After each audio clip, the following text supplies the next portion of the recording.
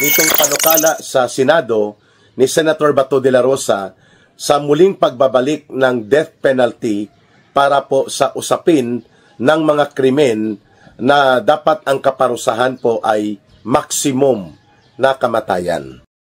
Ito nga mga ka-update ang ating pag-usapan ngayon. Kasi noong buwan nga lang, gustong ni Senator Bato itong death penalty. Marami hong tutol yung mga dilawan. Ngayon mga ka-update, bagong-bago na naman ho ito. Gusto niya po talagang matuloy yung kanyang ini-impose na death penalty sa mga corrupt politician. Yan po, napakaganda ho niyan. Malaking benepisyo ho yan sa taong bayan. Bakit ho? Matatakot ho yung mga magnanakaw na alam niyo na kung sino-sino yung mga congressman, mga senador, lahat ho ng corrupt na politician, matatakot hong gumalaw sa pera na ibinabayad natin na buwis. Diba? Kaya ano ho sa tingin nyo mga kapdate? Payag ho ba kayo o tutol kayo sa gusto ni Senator Bato de la Rosa na death penalty sa mga corrupt politician? Ayan mga kapdate, basahin na lang ho natin. I filed SBN 1343, an act reimposing death penalty for the crime of plunder. Tingnan natin sino ang haharang nito. I move the swift passage of this law. Taong bayan, please second my motion. Ayun nga mga kapatid, sa gustong ipanukala ni Senator Bato, hihingi rin daw ho siya ng opinion sa taong bayan kung gusto nyo po ba ang death penalty sa mga corrupt politician o hindi. Magkomento ho kayo sa ating comment section para ho natin mapag-usapan itong gustong isulong ni Senator Bato diyan sa mga magnanakaw sa gobyerno. Pero kung bago lang ho kayo sa ating channel mga ka-update, isang like, isang share naman ho dyan at isang subscribe lamang, malaking tulong na ho. Iyan kaya mga ka-update, irekta na ho natin ito, pag-usapan na ho natin itong gustong isulong ni Senator Bato de la Rosa. Yan, pag-usapan po natin yan dito sa ating video analysis. Pag-usapan na rin po natin itong patuloy na pagkakabunyag ng mga questionably o nakakapagduda na mga naging transaksyon ni Martin Romualdez doon sa Estados Unidos. 2 transaksyon sa tatlo ang kanyang kinakasangkutan sa Amerika. Una, ito po ang kanyang pag-donate ng $2 million no, sa University of Harvard sa Amerika, kung saan nabunyag na ito ay para pala gamitin sa kanyang pagbibigay ng pabor, undue favor, para makakuha ng academic favor and access para makapasok sa Harvard University ang kanyang anak na babae, no, doon sa Estados Unidos. $2 million. Ang tanong, saan ito nanggaling? Because that is equivalent to more than 110 million pesos. Ganun na ba kayaman si Martin Romualdez para mag-donate ng 110 million pesos? O ito ba ay nanggaling sa katas ng mga flood control projects na dinambong? Kailangan niya pong may paliwanag ito sapagkat bagamat siya ay kunwa-kunwari ang nag-resign bilang Speaker of the House, ay siya pa rin po ang kinikilalang leader ng House of Representatives, no? Bagamat puppet at dami nila ni Marcos itong si Congressman Boji D. Si Martin Romualdez po ay nananatiling congressman diyan sa House of Representatives, no? Representing ang isang distrito ng Leyte. At ang kanyang anak, asawa at pamilya niya, 3 nakaupo pa rin po sa party list na tingog party list na ito, no? Makapal talagang mukha, no? Ginamit na nila talaga na palabigasan at kanilang family business enterprise ang Kongreso at ang pundo ng bayan. So maliban po sa $2 million, hindi rin siya nagpapaliwanag dito sa kanyang involvement. Sa record po ng Delaware County Court sa Estados Unidos, 39 times na nabanggit ang pangalan niya na na-involve siya sa kaso ng bribery involving ang corporate conflict sa loob po ng isa sa pinakamalaking casino resort sa Asia. At ito ay located sa Manila, ang Okada Manila Casino and Resorts, kung saan nagkaroon ito ng internal conflict sa kanilang corporate affairs at nagkaroon ng mga kaso. At isa sa kaso na isinampa sa Delaware ay ang tungkol sa bribery o panunuhol at mga suhulan involving si Martin Romualdez bilang Speaker of the House, no? Na kung saan sa mga narratives o mga salaysay na inihapag doon sa korte ay 39 times na na-mention ang pangalan niya. Hindi lang once, hindi lang twice, hindi lang 3 times, kundi 39 times. So, ibig sabihin, major player si Martin Romualdez dito sa bribery scandal involving the corporate conflict sa loob ng Okada Manila Resorts and Casino. Ngayon, hindi siya nagpapaliwanag tungkol dito at ito ay mga court records.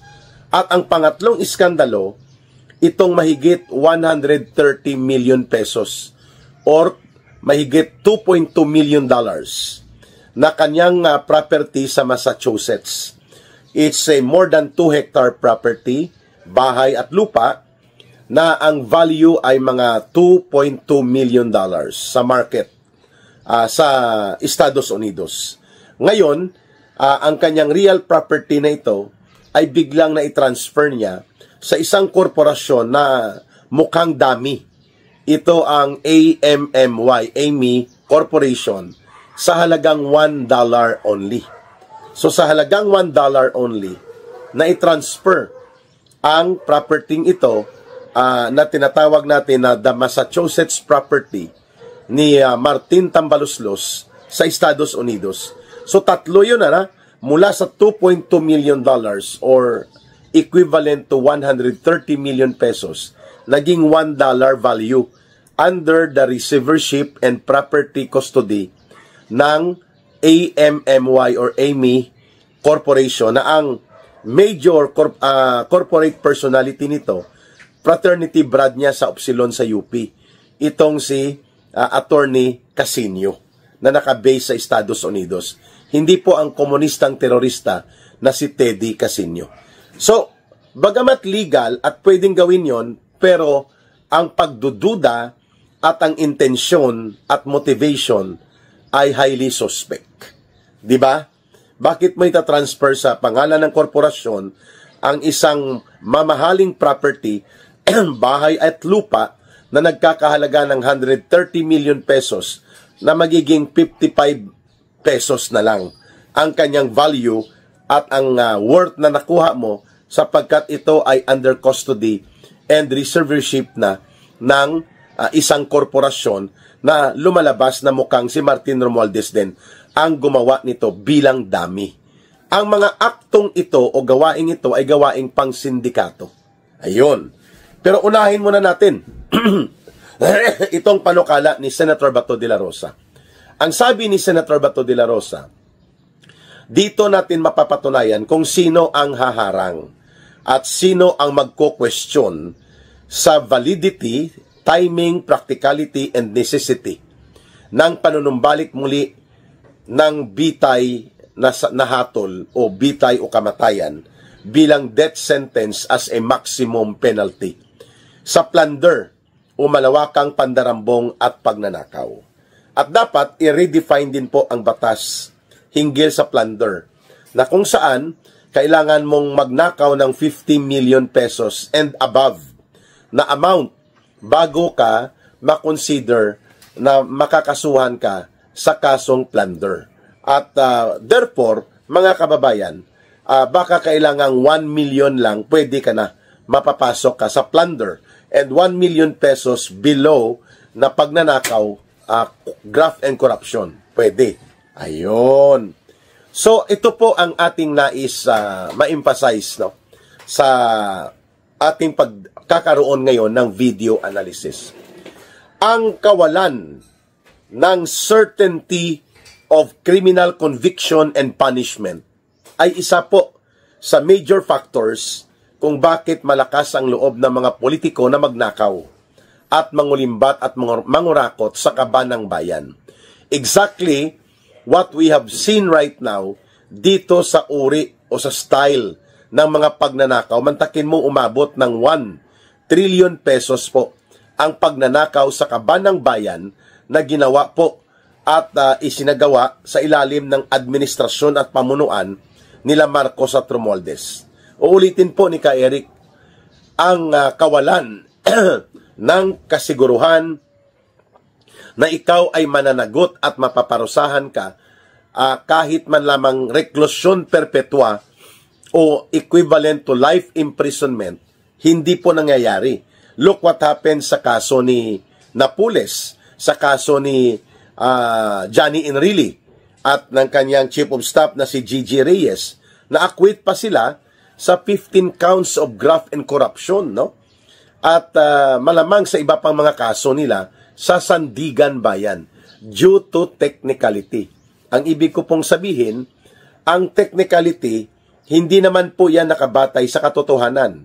Bagamat pwedeng totoo ang pagnanakaw at pangungurakot at pangungulimbat, subalit pagdating sa rules of evidence sa korte, kulang ang presentation, mahina ang case build-up, mahina ang testimonya, kung kaya hindi maaabot yung tinatawag na quantum of evidence na proof beyond reasonable doubt. So, ang epekto niyan, dahil hindi ma-establish ang tinatawag na guilt beyond the proof of reasonable doubt, ibig sabihin, iti-technical ng judge o ng korte, madidismiss po ang kaso. Kaya, ang kawalan ng certainty of conviction, ang kawalan ng certainty of punishment sa kriminal na mga gawain nitong mga magnanakaw at kurakot at mandarambong na mga politiko ay nagbibigay po ng malaking oportunidad para sa kanila na maging malakas ang kanilang loob. Ang sinasabi nga ni Ka Eric, ang epekto po niyan ay ang tinatawag na neuroplasticity. Pagdating po sa psychology, nagiging sanay ang utak nila na magnakaw, mandambong at mandurubo dahil hindi sila nakakakuha ng kaparusahan at hindi po sila napapailalim sa mga punishment na kailangan hindi na sila makapasok sa anumang public office, elected man or appointed. Kailangan sila ay binabawian ng kanakaw na kayamanan at sila po ay dapat ikukulong at paparusahan ng habang buhay na mga pagkakabilanggo. Ang lahat ng ito ay wala at hindi nangyari. At pangalawa, nawala din po yung tinatawag na fear factor. Yung pagkatakot na ang gobyernong pamunuan ay hindi magtotolerate sa mga kurakot, magnanakaw at mga abusado sa poder at lustay at nagiging gahaman hindi lamang sa kapangyarihan kundi sa kayamanan at pundo ng pamahalaan. Yung fear factor, yung pagkatakot na hindi ka itolerate, hindi ka kukonsentihin, bagkus ikaw ay hahabulin, the way na ipinakita yan sa panahon po ni Pangulong Rodrigo Duterte. Bagamat it was never perfect, pero at least mataas po ang antas ng pagkakaroon ng takot sa mga tiwali, magnanakaw, durubo at mangungulimbat at magnanakaw na mga opisyal ng gobyerno at mga politiko. Ayun. Pero nang manumbalik po itong Marcos 2.0 na gobyerno sa ilalim ni Bongbong Marcos Jr. O ni Marcos Jr., mas lalo pong naging malakas ang loob ng mga magnanakaw sapagkat ang disenyo ng arkitekto ng pagnanakaw ay kinumpasan mismo ni Marcos, inaprubahan niya sa pamamagitan ng mga maniobra ng kanyang pinsan na si Martin Tambaluslos at ang mga kagaya ng mga tauhan nilang sindikato sa pangunguna ni Saldico na ngayon ay pinatakas nila at pinatago sa Europa na parang turista na protektado, may mga bodyguard pa. Yan po ang nawala, ang certainty of conviction and punishment under criminal prosecution at ang fear factor. Kaya po, bumalik muli. Kaya ko binabanggit ang mga pag-describe sa gobyerno ni Marcos na ang kaniyang gobyerno, ang only achievement na makikita mo is the monumental restoration of plunder and corruption. Ang panunumbalik muli ng malawak, malalim, nakaugat at sistematikong pagnanakaw ng gobyerno sa sariling pondo ng gobyerno. Sapagkat ang mga involved ay hindi lamang mga kriminal na mga operatiba sa loob ng napakabulok na ahensya ng DPWH.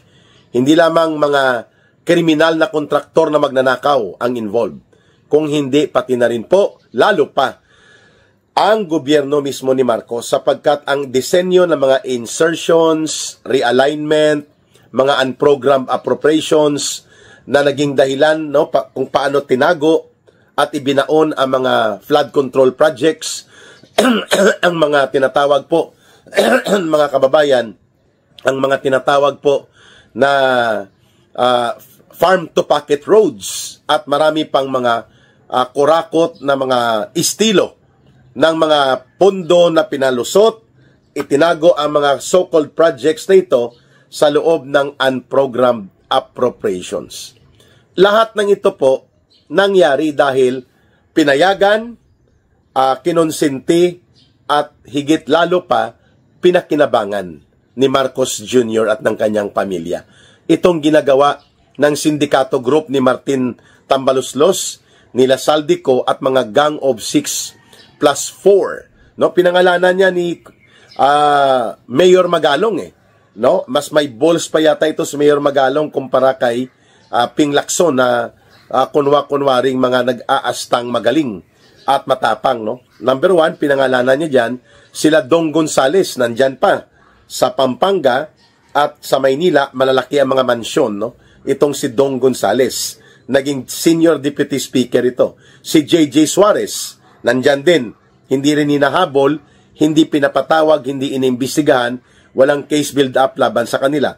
Mga kabarkada ni Saldico yan at nila Martin Tambaluslos, si JJ Suarez, si Dong Gonzales, si Manix Dalipi, consultant pa rin yata ngayon yan, dyan sa opisina ni Sandro Marcos, itong bulldog ni Martin Romualdez sa si Manix Dalipi. Sina Congressman Momo, Congressman Garjola, na mayroong property sa California na umaabot sa halos 600 million pesos equivalent ng kanyang mansyon sa California.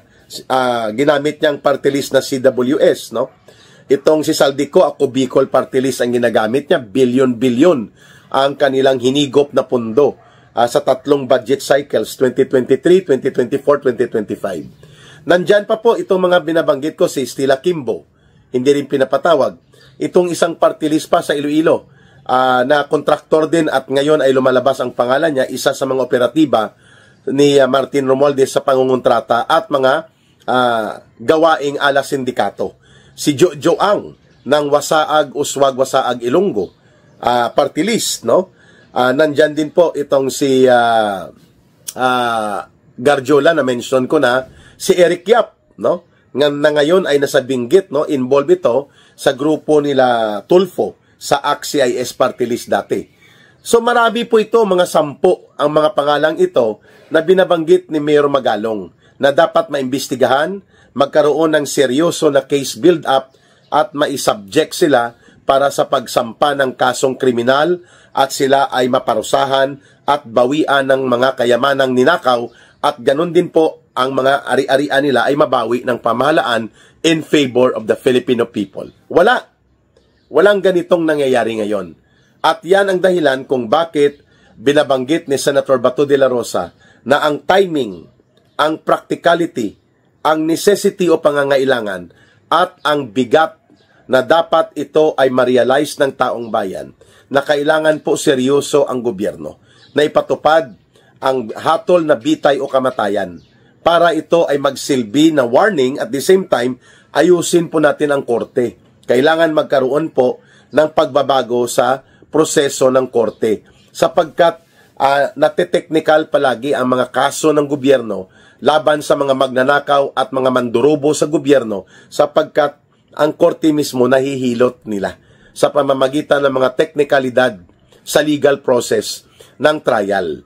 Kaya kailangan ayusin din po ito at i-address ang mga butas na ito kung bakit palaging almost 95-98% na mga kinakasuhan sa kasong graft and corruption or plunder hindi po nako-convict at in finality nadidismiss pa po ang kaso. So, magiging walang effect po itong panukalang batas sakaling ito po ay maipasa at maging batas. Tingnan natin kung pipirmahan ni Discartidor Marcos Jr. ang panukalang death penalty for plunder. At dapat ibaba po ang threshold amount na dapat hindi 50 million pesos ang nanakawin mo o dudurubuhin mo para mahulog ka sa kasong plunder. Dapat 1 million minimum o kaya 500,000. Pwede ka nang pumasok sa plunder. Ayun.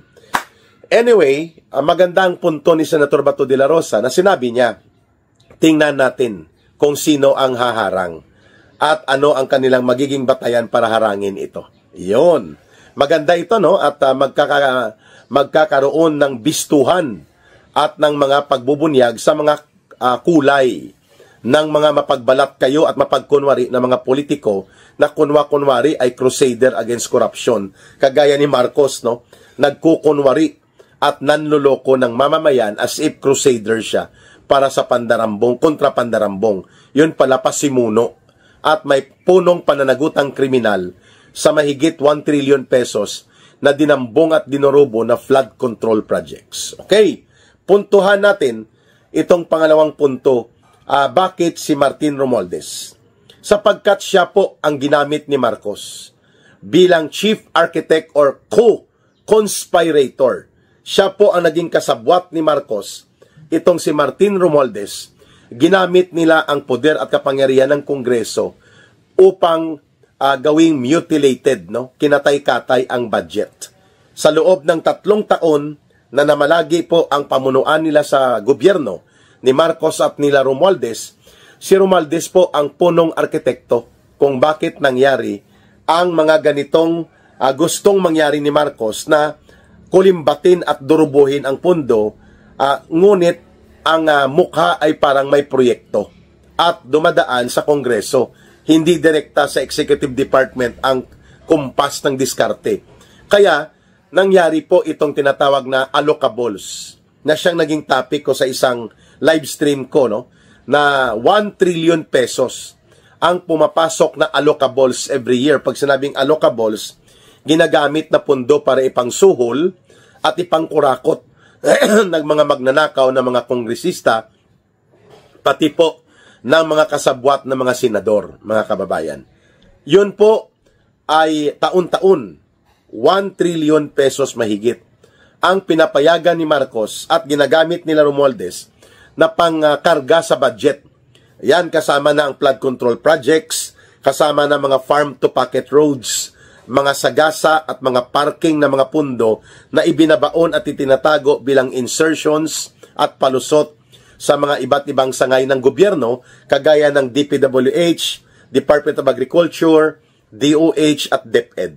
Ayan. Marami pa po ito. Hindi lang ito. Kasi every year, sabi nga ni Senator Marcoleta, hindi po bababa sa 1 trillion pesos ang allocables. Meaning to say, ipinangtatapal nila doon sa budget para doon kunin ang pandurubo. At pinayagan ni Marcos yan. At sino po ang co-architect niyan? Si Martin Romualdez. Sila Saldico, sina Congressman Dalipi, sina J.J. Suarez, at sina Dong Gonzales at mga kabalahibo nila na mga sindikato ni Martin Romualdez, mga operators lang po ito. Subalit ang kumukumpas ng lahat, si Martin Romualdez at si Marcos. Kung kaya, babalikan natin itong iskandalo at very questionable transaction ni Romualdez. 3 yun, ano? Na mayroon pala talaga siyang pattern or propensity to commit anomalous and dubious transactions abroad.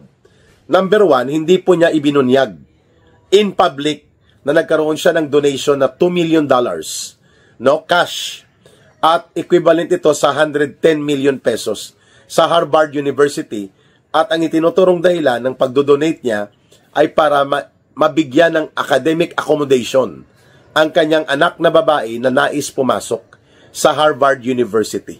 Ngayon ang tanong, saan ang galing ito? Ito ba ay naideklara sa kanyang SALN, sa Statement of Assets, Liabilities, and Net Worth? Kasi kung hindi, magiging illegal po ang kanyang ginawa. Isa itong pagtatago.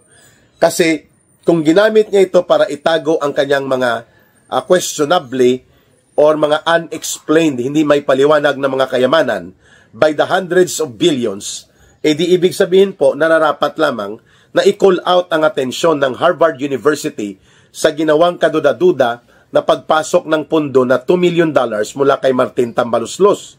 Ayan, sapagkat ang Harvard University ay hindi dapat masasangkot sa mga pagkakaroon ng mga pundo at mga pera na iginagalaw po mula doon sa mga criminal-related, like corruption and plunder-related na mga pundo na posibilidad na nagamit dito sa kunwari ang donation na $2 million ni Martin Romualdez dito sa Harvard University.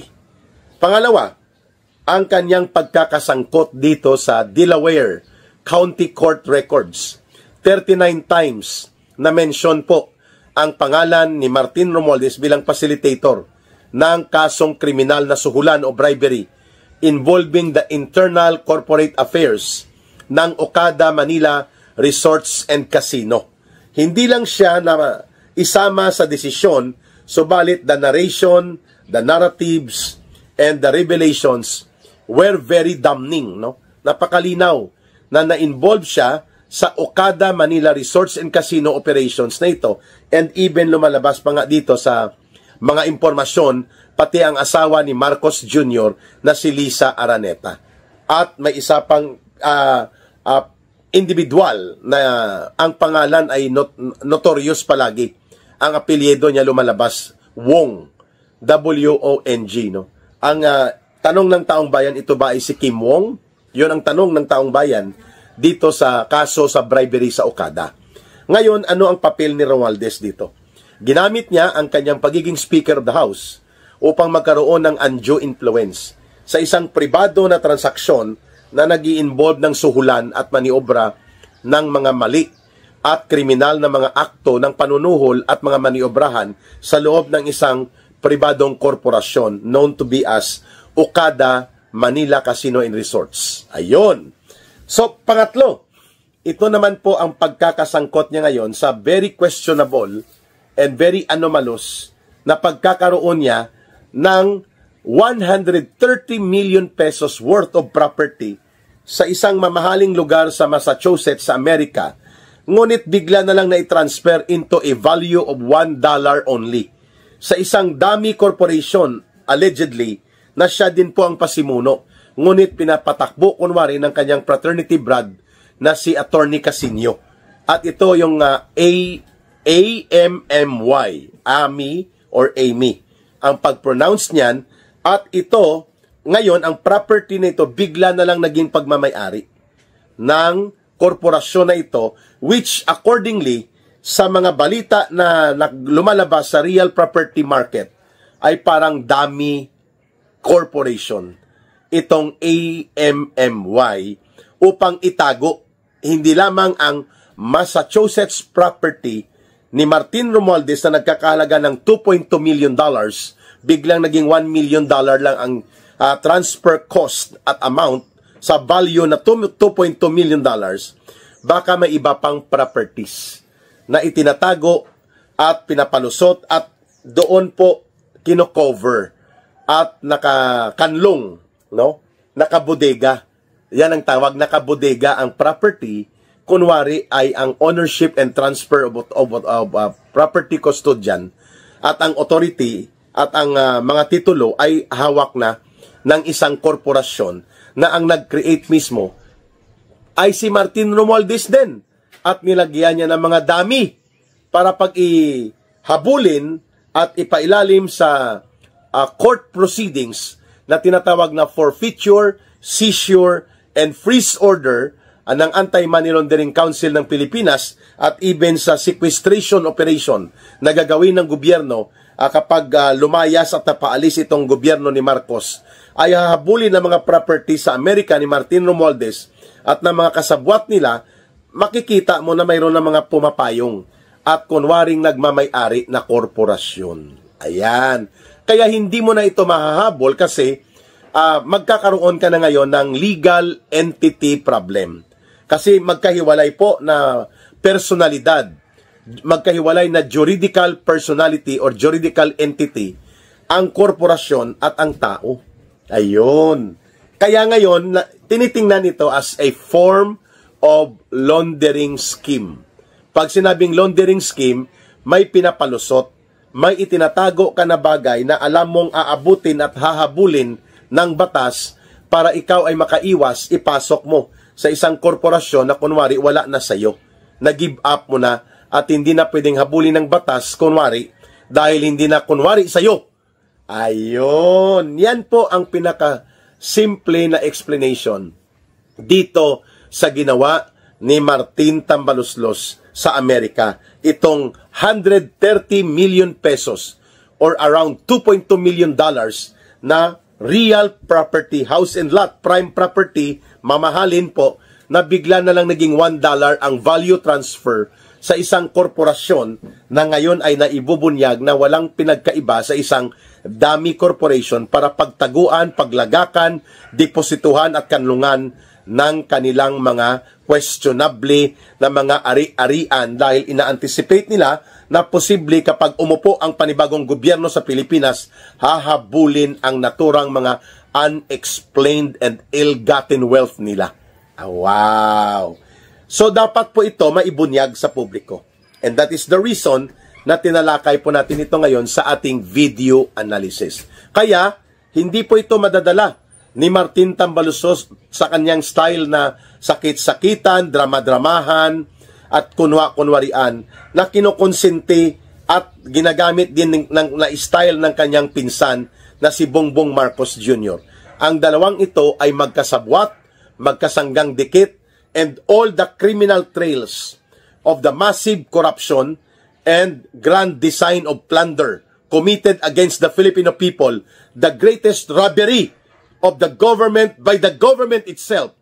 Walang ibang punong kriminal na itinuturo ang mga trails of evidence, trails of revelations and testimony, si Marcos at si Romualdez, ang mga pasimuno nito. Kaya nararapat silang palayasin sa puder, tanggalan ng kapangyarihan, kasuhan, ipakulong at parusahan at bawian ng mga kayamanang dinambong at dinurubo, kasama ang mga sindikatong magnanakaw na mga kongresista na kasabwat nila, at kung mayroon pang ibang senador ay dapat idamay na at isama na rin, at pati na ang pagbubuwag ng sindikato ng mga kriminal na magnanakaw sa DPWH, sa Department of Budget and Management, sa Commission on Audit, and even ang mga kriminal at gahaman na mga contractors, at lalo na po ang sindikato sa Kongreso. Lahat ng ito, pananagutan yan ni Marcos, subalit hindi yan mangyayari kung siya pa rin po ang nakaupo bilang presidente. Sapagkat tatabunan nila ito, tatakpan nila ito, at hindi nila papayagan na mangyari ito. Subalit kapag nagbago ang gobyerno, yan ang first order of the day.